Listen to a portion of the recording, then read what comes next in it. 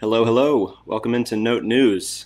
Well, the World Juniors Championship has officially concluded with Team USA claiming the gold medal.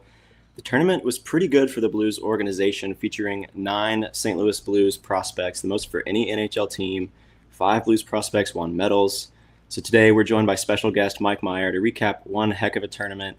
How did Blues prospects perform? What does the future look like for these players, and could we see some of them in the NHL soon? We'll talk about all that and more today on Note News.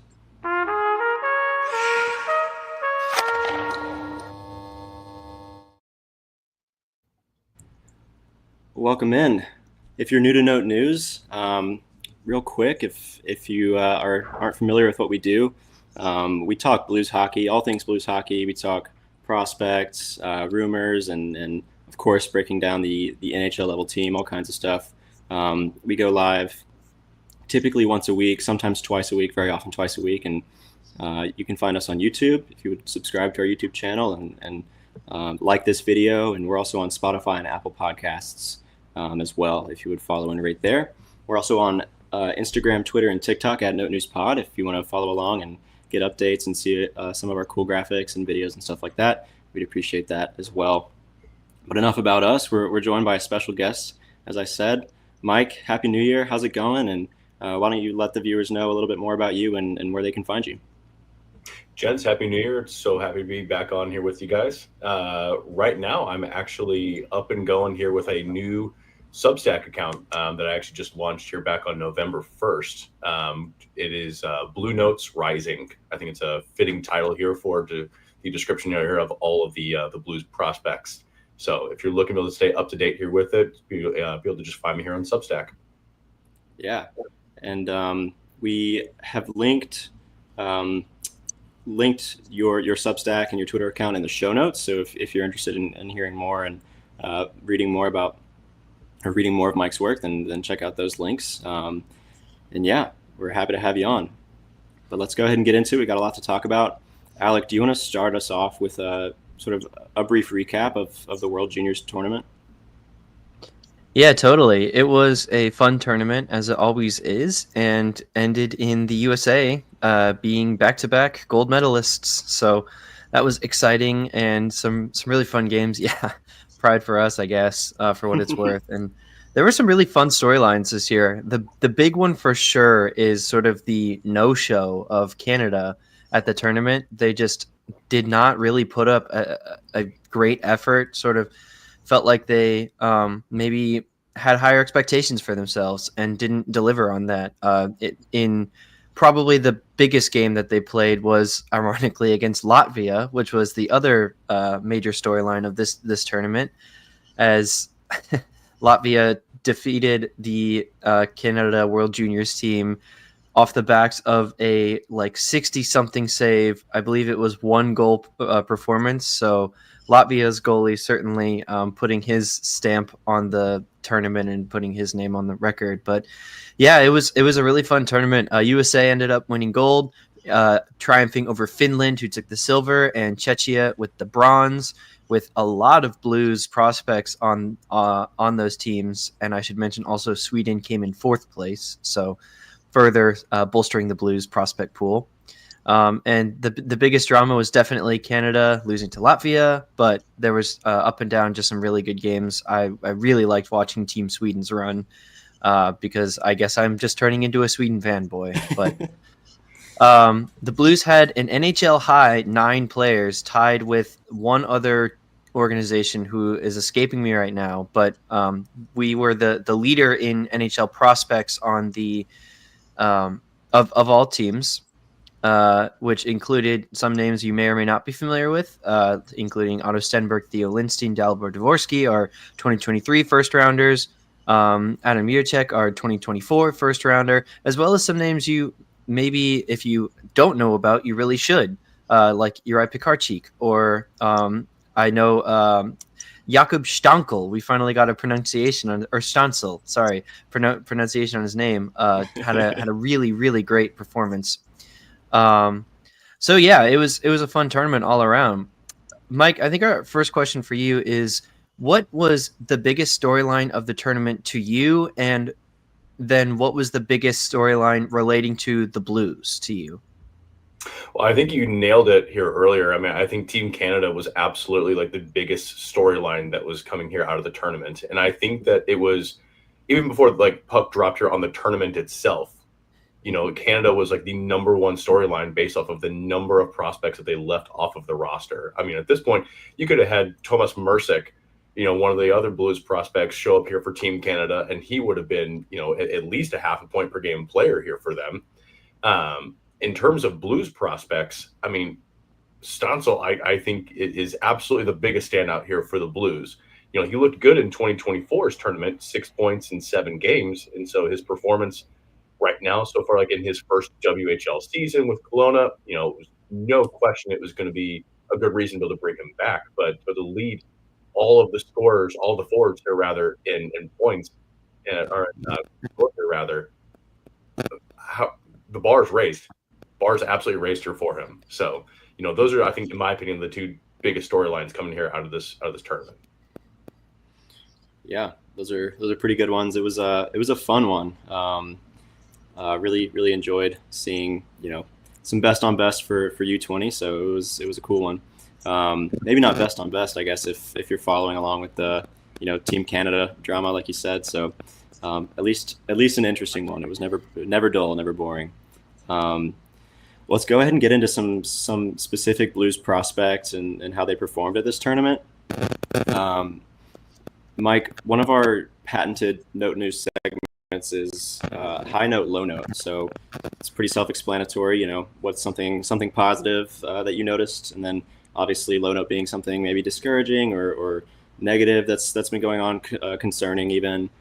So for this episode, that version and our question for you is sort of on the high note, which players stood out or even surprised you, and then obviously the low note, which players were maybe a little underwhelming or discouraging in this tournament. Yeah, absolutely. So I will go and be able to say, I don't know if there was really any one Blues prospect that truly disappointed me. So I'll at least lay that foundation there.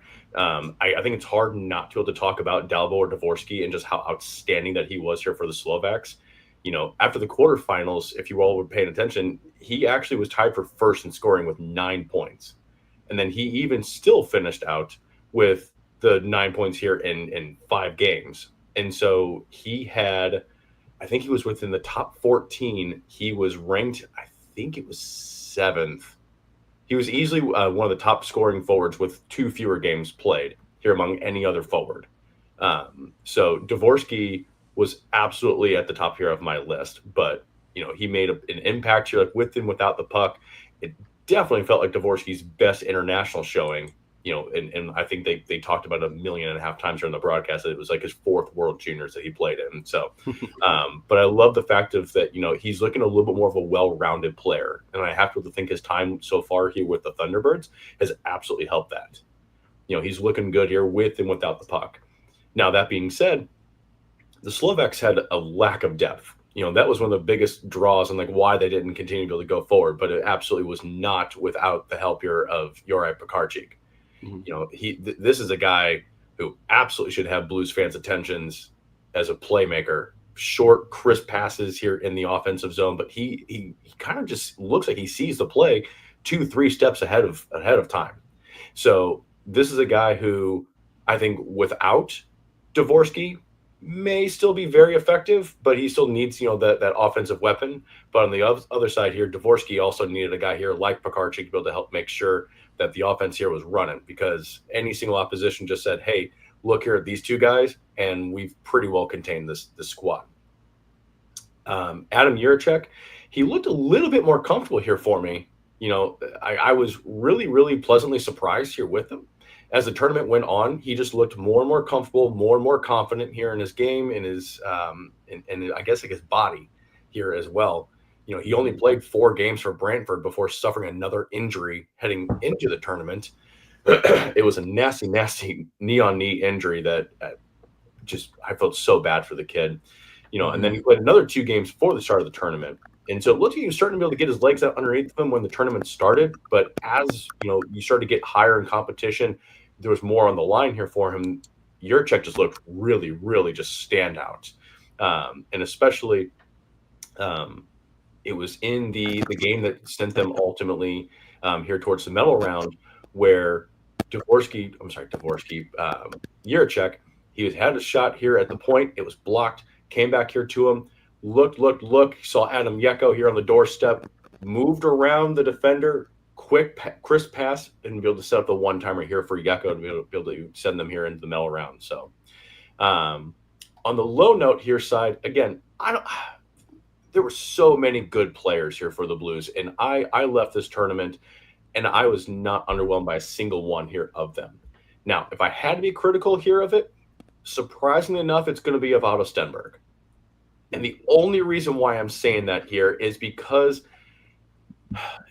he tried to do a lot. And sometimes it felt like he was trying to do too much.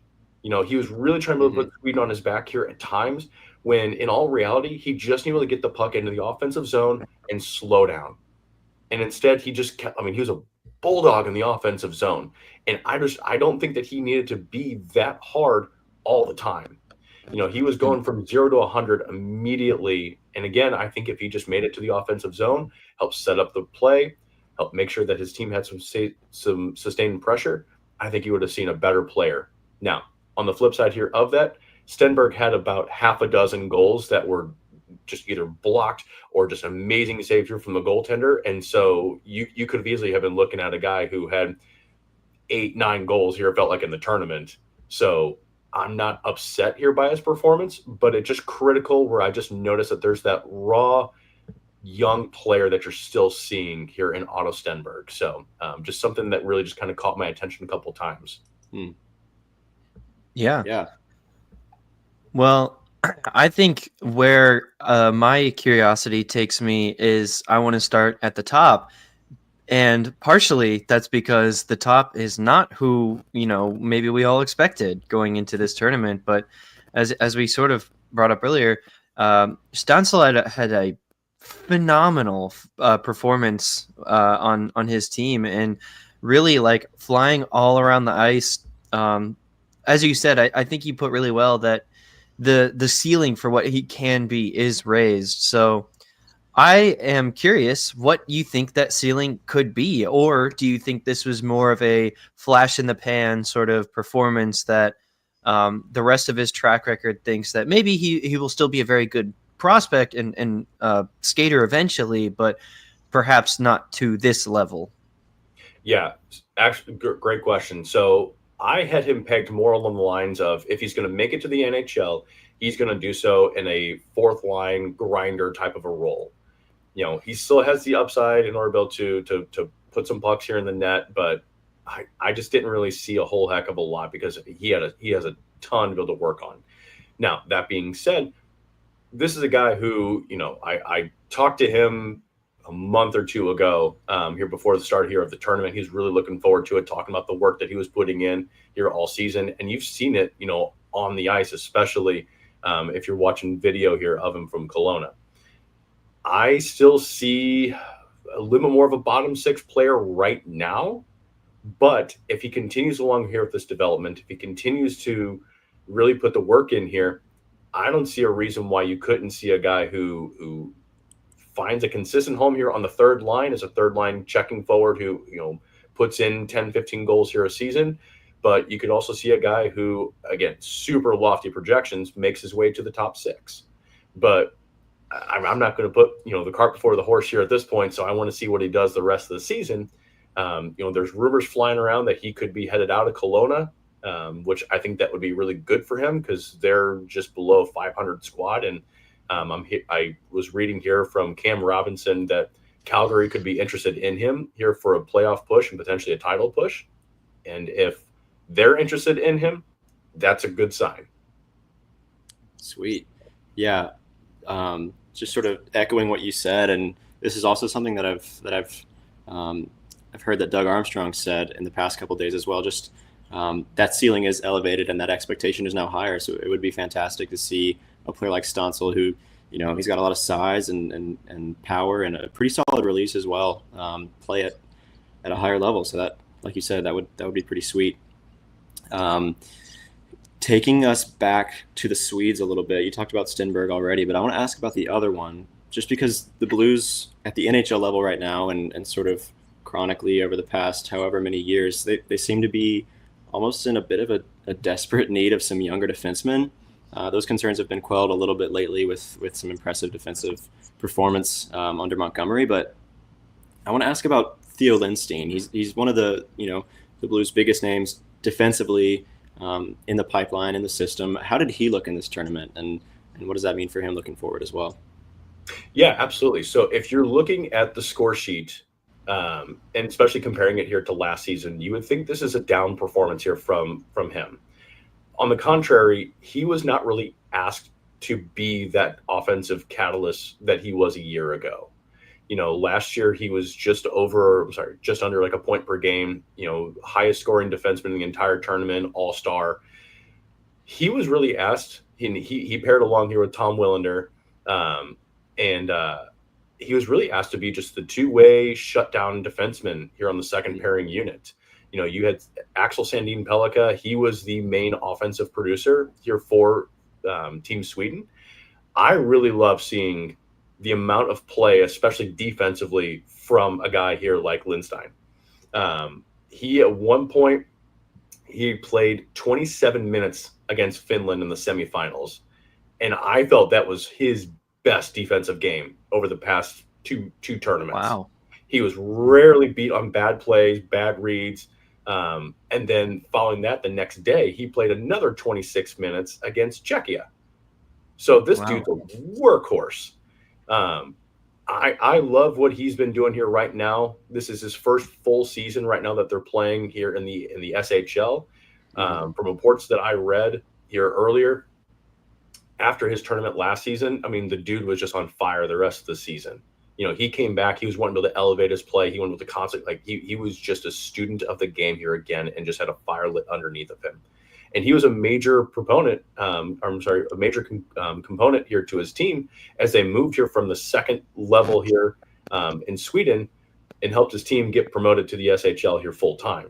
So this is a guy who I think could be a large minute muncher here for the Blues moving forward.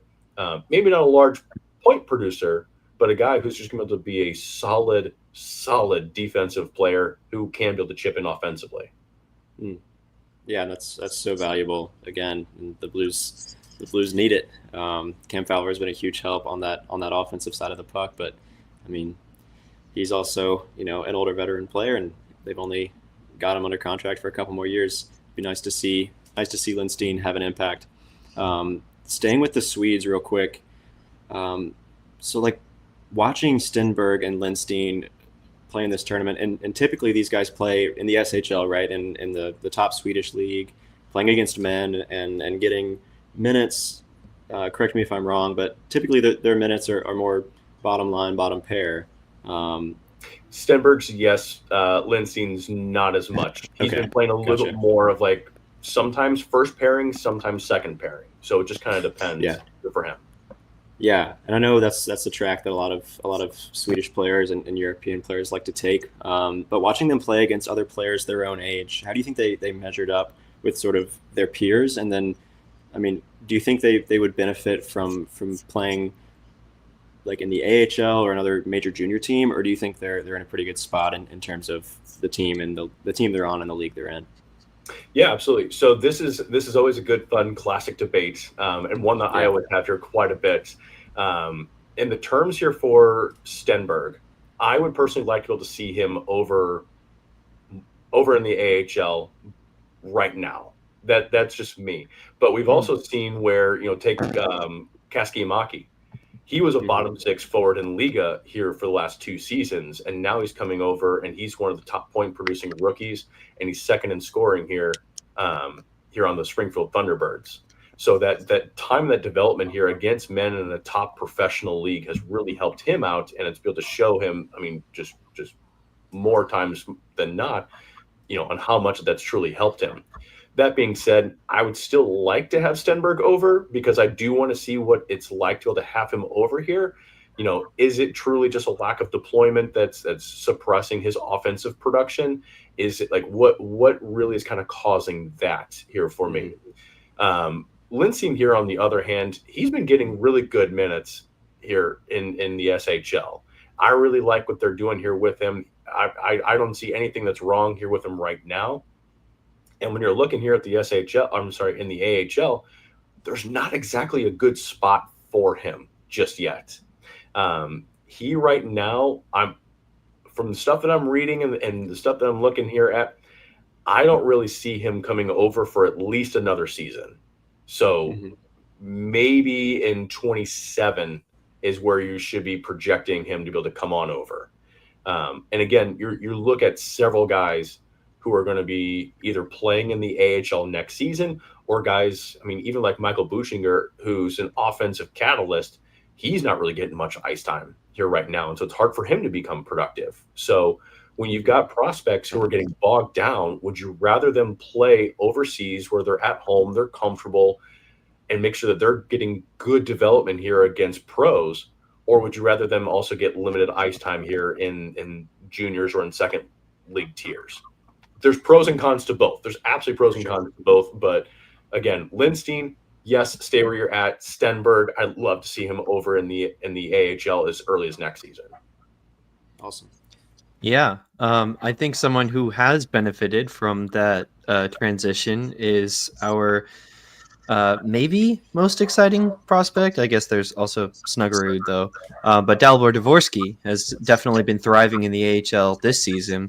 And I'm curious what your thoughts are on how if you've seen any improvement in the weaknesses of his profile, because we all know Dvorsky has a great shot and a great ability to create with the puck on his stick, but there have been some worries about his defensive play or play away from the puck as such. So I wonder if you saw anything this tournament that was more encouraging for Dvorsky that shows that he's developing and working, or if it was mostly still him just relying on the tools that he had and the success that he has had throughout his hockey career so far. Yeah, so I think he was able to get away a little bit more, at least on the defensive side here of things, when he was playing in the CHL.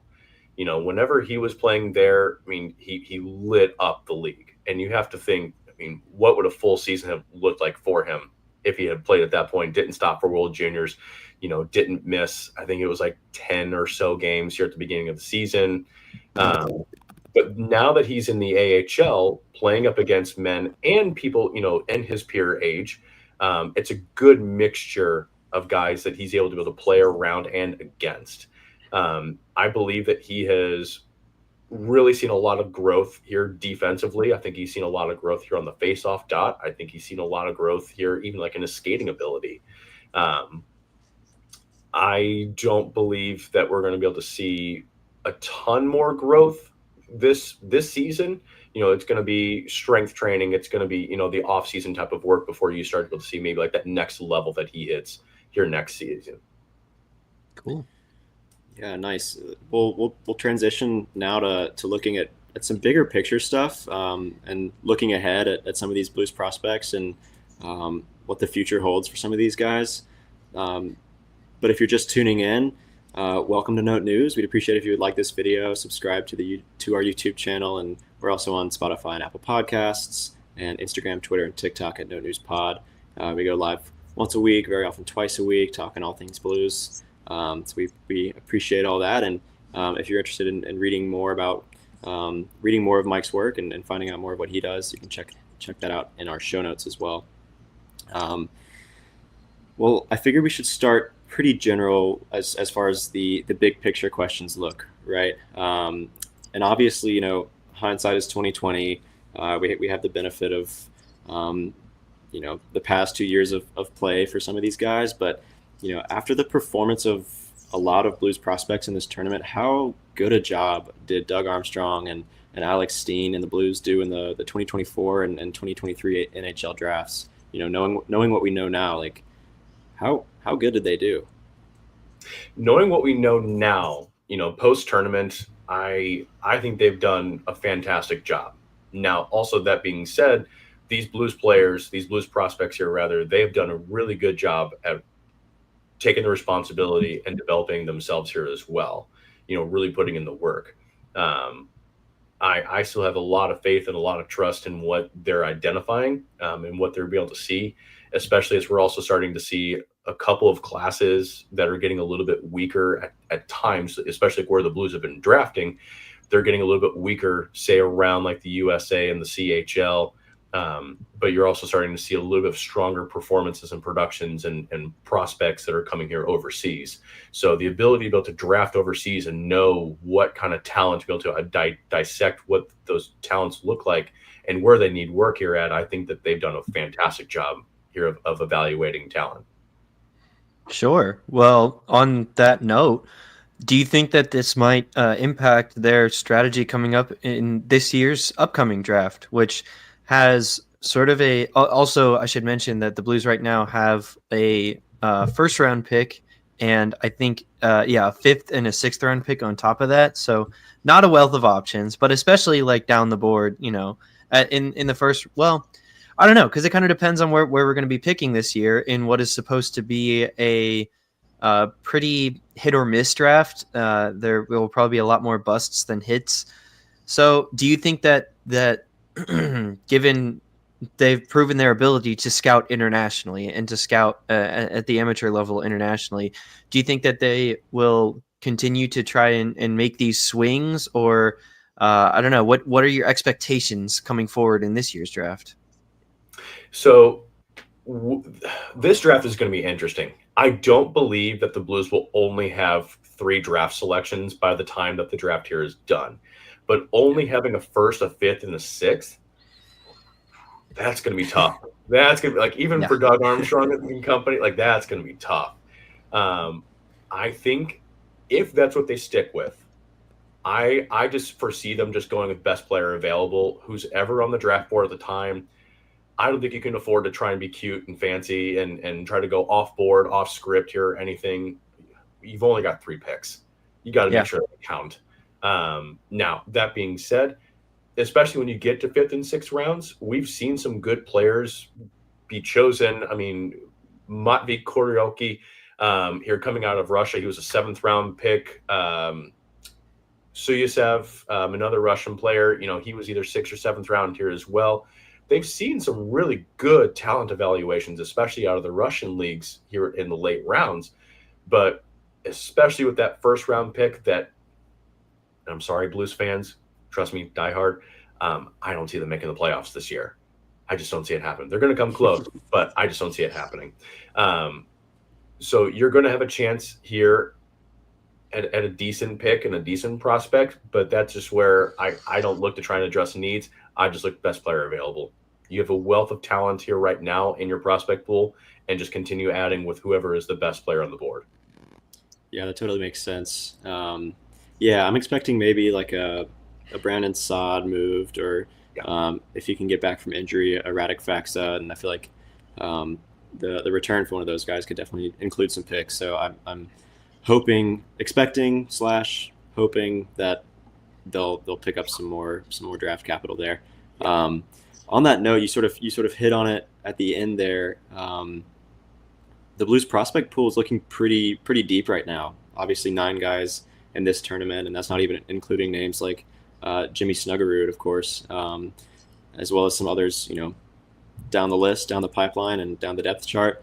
And while they didn't have like a veritable star in this tournament, like a lot of other teams did, they were the leader among NHL teams for total points from those players and the number of players representing the team, as we've said a couple times already. With the depth of this prospect pool, do you think they should, and do you think they will? So it's sort of a 2-part question. Do you think they should, or do you think they will look to deal from their wealth of prospects to maybe acquire something closer to NHL level talent, or do you think maybe they should opt to see how many of them they can develop into NHLers? Yeah, I personally think it's inevitable that somebody or prospects will get moved out, because with this number of NHL ready prospects here at some point, not all of them are going to fit. And that's not trying to say that that they're not going to fit the Blues mold or anything like that. Like you eventually have too many puzzle pieces to fit on the board. And let's face it, right now, I mean, unless something that I'm not seeing here right now, it's pretty much a foregone conclusion that Perunovic is not going to be back. His lack of ice time, like I don't see it happening here. And when the roster spot could be available for somebody else like Matt Kessel or Samuel Johannesson, who has proven very useful for the Springfield Thunderbirds. And he's only at 24 years old. And he's got another year left on his contract. I think they certainly could look to make room here on their roster if they truly wanted to bring in a higher caliber player and package somebody like unpopular, but package even somebody like a Zach Balduke. I don't want to move him, but again, if the right player becomes available, you're going to have to dangle somebody here who is younger, who has a decent upside, and Balduke may be able to fit that. The deal has to make sense, though. But you could certainly be able to make a myriad of smaller moves or something if you look to be able to move guys, and even just for draft capital.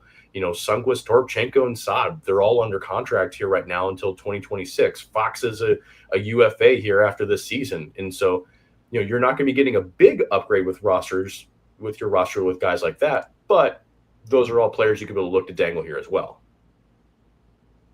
For sure. Yeah. Yeah, I think this is just really exciting, something that you brought up at the very beginning of this, that we're talking all this, waxing poetic about Bruce prospects and haven't even brought up Jimmy Snuggerud, who's a top 10 player in all of NCAA hockey. And so I think there is actually a lot of merit to what you're saying about the talent, the already graduated prospects like Kessel, Tucker, Bolduc are not necessarily proving a lot right now, and the prospects we have aren't proving much either. But like you said, there's going to be a logjam coming down the road, so I think that's really prudent. So after looking ahead for the Blues system, as we've determined, it's a deep system without really a true star. Do you think that the expectations around the strengths in the system has changed at all? And what I mean by that is, do you see that anyone has so massively shifted the tier of player that they could reach and or the tier of player that they will reach at the 50th percentile outcome or 70th, whatever, instead of being like we already brought up with Sansel, how instead of being like a fourth line, Nathan Walker type, I like to think of that, he could end up being more like a third line, I don't know, maybe Jake Neighbors type. But anyways, do you think that there are any other players in the system who the expectation has changed and their stock has really risen or fallen in the past, over the past season, half season so far? I don't know if there's really anybody, fresher from my mind, especially from the tournament. I think there's been a lot of reassurances that have come here from it. Again, some of those late round Russian prospects that we've seen, Suyasev, Kuroki, those guys, I think have got some eyes on them here right now. The reassurances, especially when it comes to Lindstein, Jiricek here right now, those guys are ones who are proven absolutely valuable and who should be able to fit in a top four status. My mind immediately, when you asked that, went to Tomas Mercic. He's a guy who's a little bit smaller, around 6 foot, maybe like $180 here or so. Drafted 4th round. He was a guy who was looked at. He's like, yeah, if he's going to be able to make it, he's quick, he's speedy, he's got a lot of defensive work to be able to do. He's got, the opposite side here of the puck. Huge offensive talent. But he's been working here with Chris Thorburn. He talks with him weekly. And so they break down his defensive play, what he can be able to work on, where and what. They do big video diagnosis of different plays here for him. And so I've seen a large leap here from him. And so my initial thought of, okay, he's going to be a scoring third liner. He actually could produce, in my humble opinion, as a Kyrou light. So maybe not, a guy who's going to be able to flirt with 35, 40 goals, but absolutely 20 goals, maybe even 25 in a super high, great system, 35, never know. Wow. But he still has a ton of work to be able to get done, but this half season here so far has really, really impressed me with Mercick's his ability, his highlight reel goals that this dude's putting up. So he's a guy who I would absolutely keep an eye on. Nice.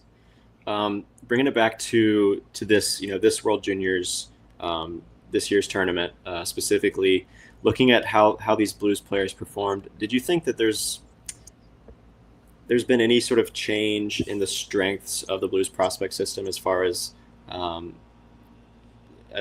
notable holes being plugged or addressed? Anything on that? I think Pekarczyk was one. You're looking still for good playmakers, and Pekarczyk, he has proven. Now that he's in the CHL, he was in the WHL. I'm sorry, the USHL last season with Dubuque. Put up 50 points, 50 assists here, rather, and a half dozen here or so goals, just off the top of my head. And now that he's moved here up across the border and he's playing against a little more of a heavier competition, that's no offense to the USHL, you see that he's still doing it. Okay. And then again, he went to the World Juniors and he was as productive. And as we're seeing his eyes light up here in the offensive zone, I'm really liking his play. He's a guy who I think you could be able to find, I don't want to say drags along with Dalibor Dvorsky, but could absolutely, and has proven chemistry here already with Dvorsky. So that's another guy who I think has maybe plugged a little bit of a hole, trying to be able to find some more skilled playmakers who could be able to make it one into the NHL. Yeah, for sure. That'd be exciting if we can see, as many of these pan out as possible. Sort of on that note, thinking about some more under the radar, down the pipeline names like a Colin Ralph or like an Adam Yeko. What did you see from guys like that in this tournament that may have been, encouraging as far as maybe they can make it to the NHL, establish a bottom six, position, or in Ralph's case, maybe a bottom four D pair position. What did you see from some, under the radar names like that in this tournament? Ralph was a good one. I really liked his play, but he was a type of guy, especially in the role that he was put in with a very deep USA squad. If you didn't notice him, he's doing a good job. This is a guy who came in 6'5". He's never played internationally here before, so to be able to see him get that nod was huge here for him. He did just have one assist, but that's okay because, again, like his job is to be able to shut guys down and then give guys like Bouillon and Hudson just a quick break, play some penalty kill.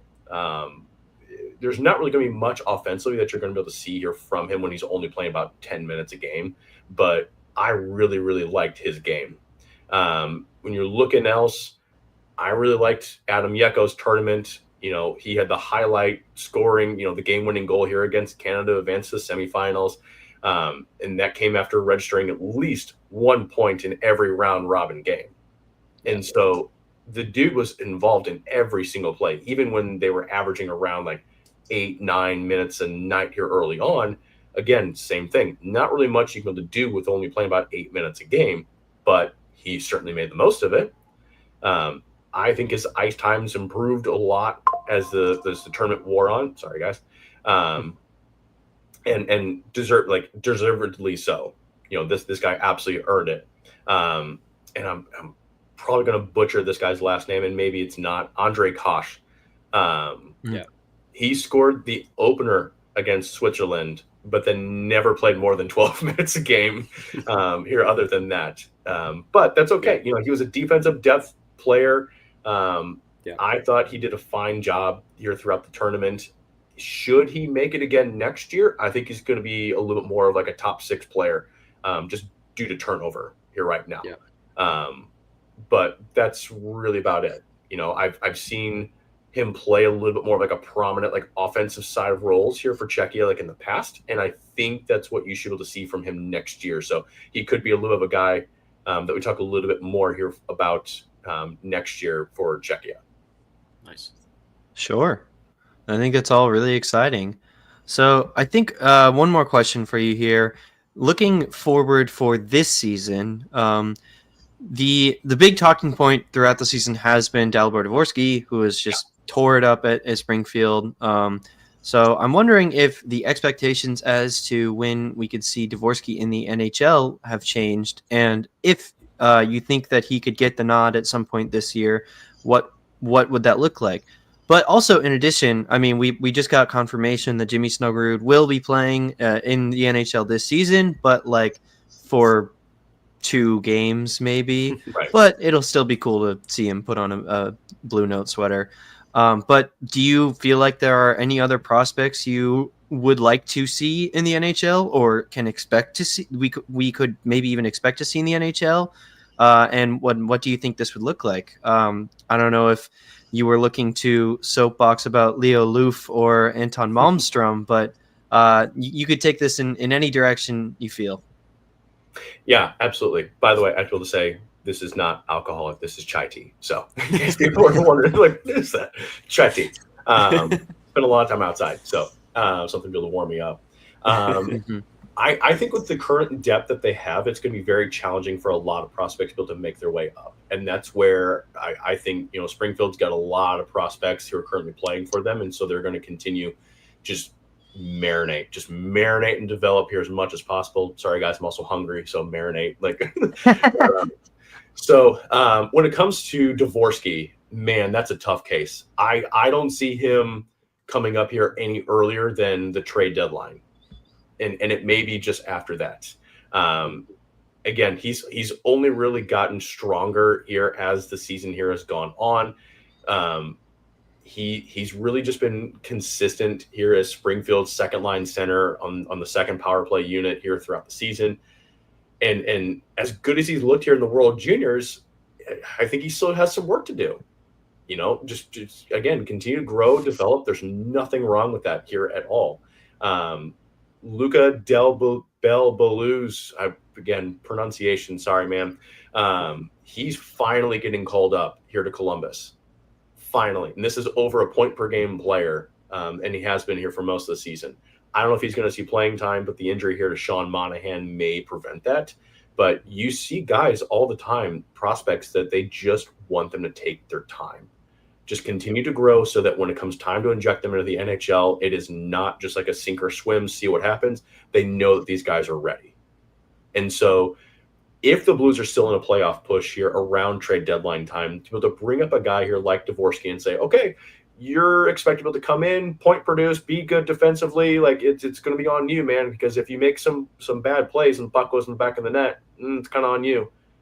That's a lot of pressure to put on him for no reason here at all. So, one, it depends what the Blues are doing here post-deadline, where they're at here in the standings. But second of all, I don't see them, unless you're looking to move out, I think of Brandon Saad, somebody else along those lines. I don't think that you see him beforehand. And there's nothing wrong with that. Yeah. And it seems like from some of Doug Armstrong's comments that's almost what he would prefer and seems more likely to do is just to let him continue to develop and take his time. One term that he's used a lot when talking about Dvorsky is wanting him to have staying power, right? Once he gets up to the NHL, he doesn't want him moving back and forth. So I can definitely get behind that. And as excited as I am to see Dvorsky, I think I do want him to have that staying power. You need to preach John Mozeliak's term, patience. Yeah, I guess so. We'll staying on Dvorsky real quick.